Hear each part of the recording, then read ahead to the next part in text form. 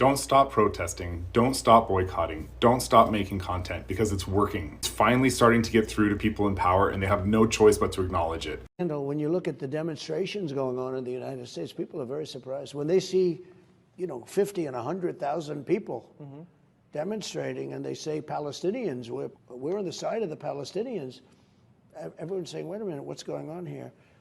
And I think Israel has to do a better job of public relations, frankly, because the other side is beating them at the public relations front. That's a very important front. Worldwide, that's a very important front. So they do have to do a better job. But look, and it's going to get worse because there's nobody from the United States who's leading. There's nobody getting this whole thing resolved. You have to lead. You have to be able to lead, and we have nobody that's leading. Keep the pressure up, because our voices will only get stronger.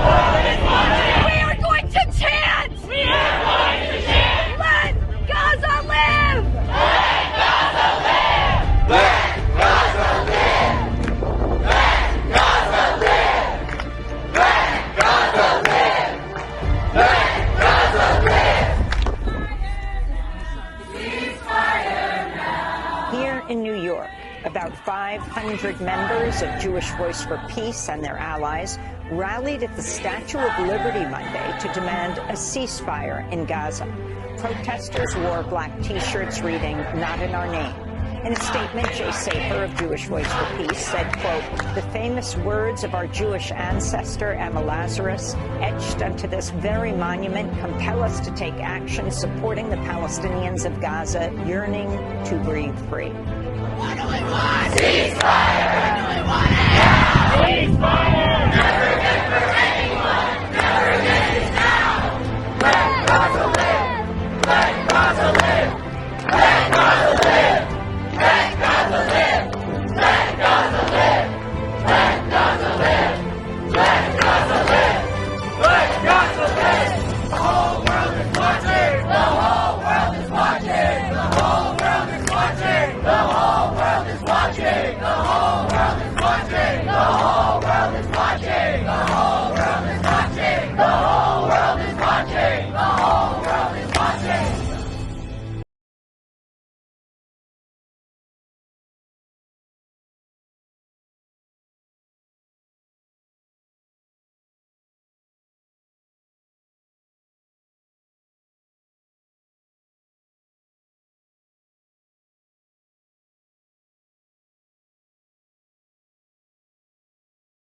My story is an old one, but it ended with the 22nd of October 2023 in the war.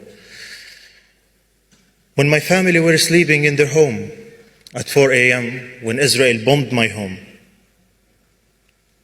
and killed my family.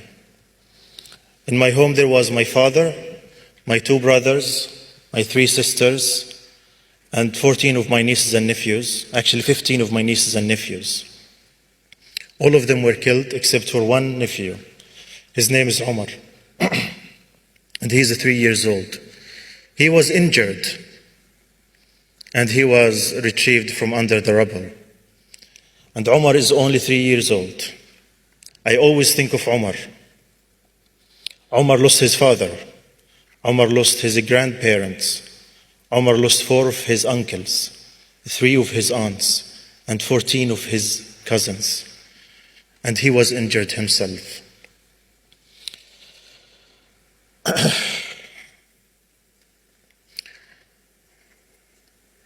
So when this happened to my family, I decided not to stay silent. I decided to challenge the Western media and how they talk about the Palestinian people. Because I know the theme of today is about the fall of the empires.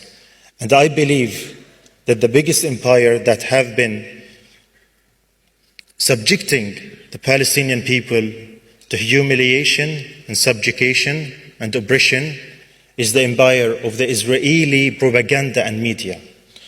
So I decided to talk about my family and to post about them. And I wrote about them.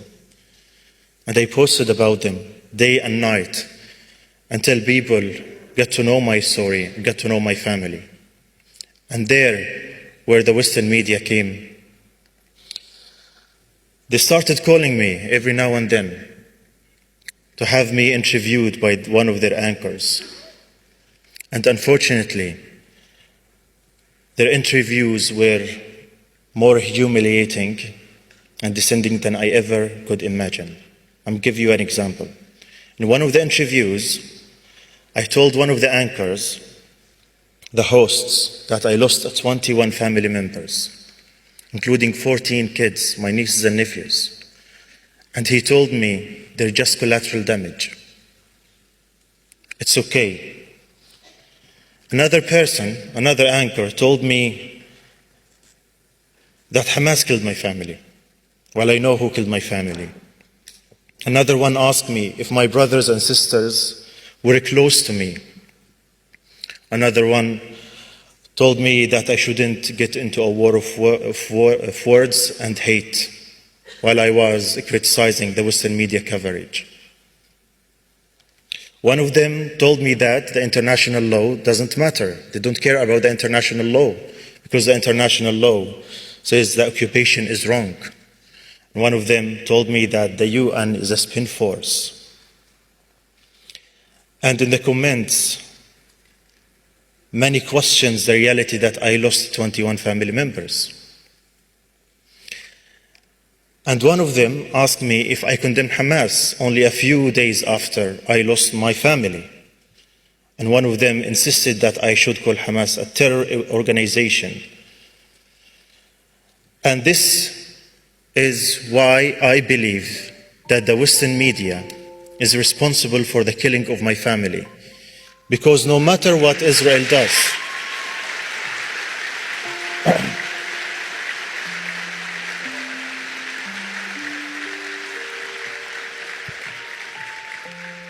because no matter what Israel does over the past 75 years, no matter what Israel does, it is always their actions are justified by the Western media, that the Palestinians are terrorists, that the Palestinians are anti-Semite, that the Palestinians don't deserve democracy or life, that the Palestinians should never have their own sovereignty over their own lands. It is always the Palestinians die and the Israelis are killed and massacred. It is always the Palestinian people are collateral damage. It is always the Palestinian innocent, the children don't matter because they're not white. And that's why I will not forgive the Western media.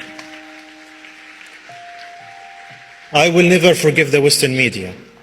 And I believe us, the Palestinians, we have been defying the Western media for a long time, and now we are using social media to defy the narrative of the Western media, and we are making a huge success.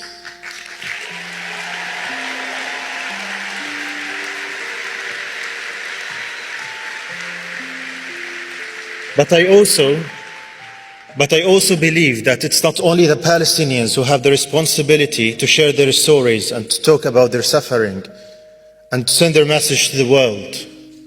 I believe it is you, the people who live in the UK and America and the free world.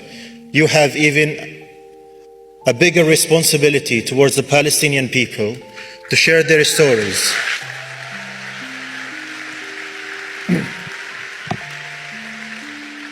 And allow me to be harsh with you a little bit.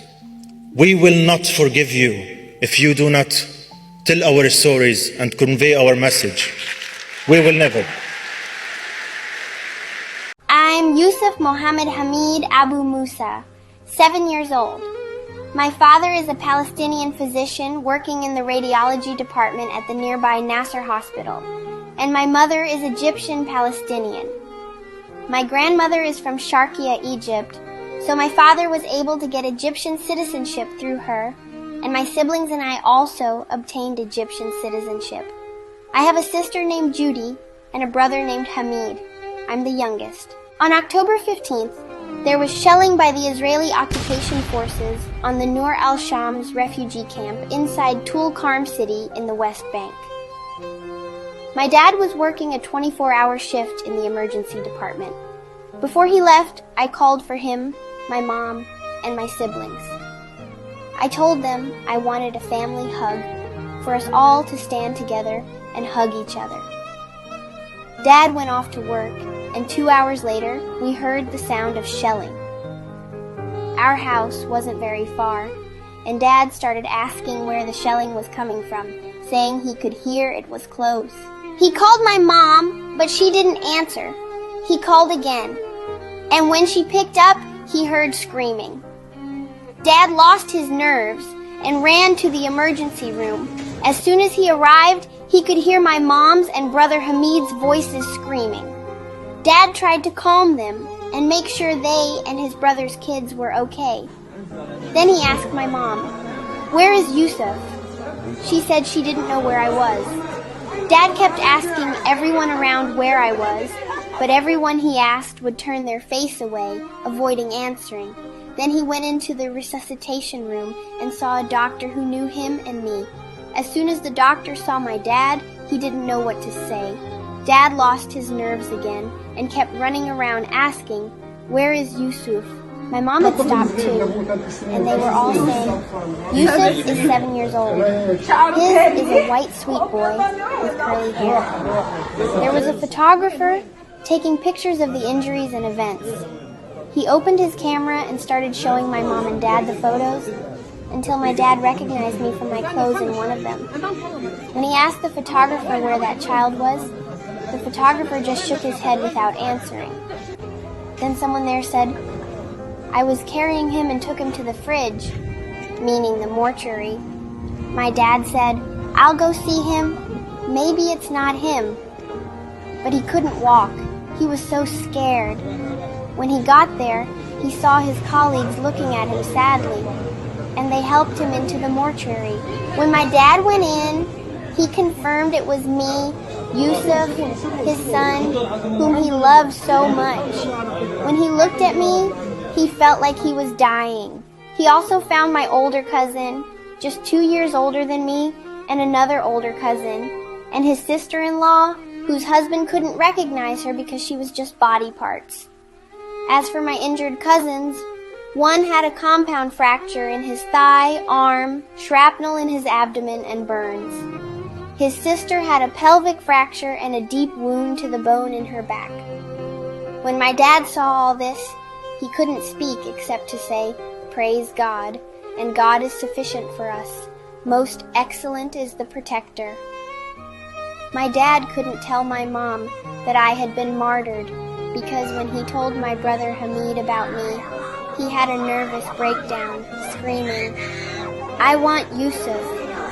One of the women there was the one who told my mom. My mom insisted on seeing me, even though my dad was very worried about her seeing my lifeless body, who didn't have to say Mom, but she wanted to see me and kiss me before they buried me.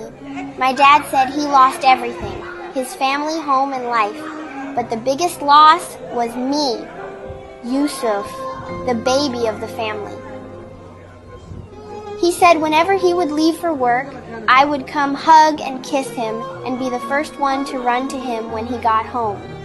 While my parents were looking for me, a photographer was filming everything. When he posted the video, the whole world grieved for me and many people cried. They said this was impossible to be just a movie that could win an Oscar because nothing in the real world could break hearts like what we're seeing. My mom and dad loved me so much. They said I was the light of the home, and now the home was extinguished, and the home was no more. They commended me to God as one of the martyrs. May God have mercy on all our martyrs, and God willing, we will be birds in paradise. God is sufficient for us. The most excellent is the protector. My heart breaks to share this brutality taking place in Gaza and ethnic cleansing across Palestine. If your heart breaks too, contribute to stop this genocide.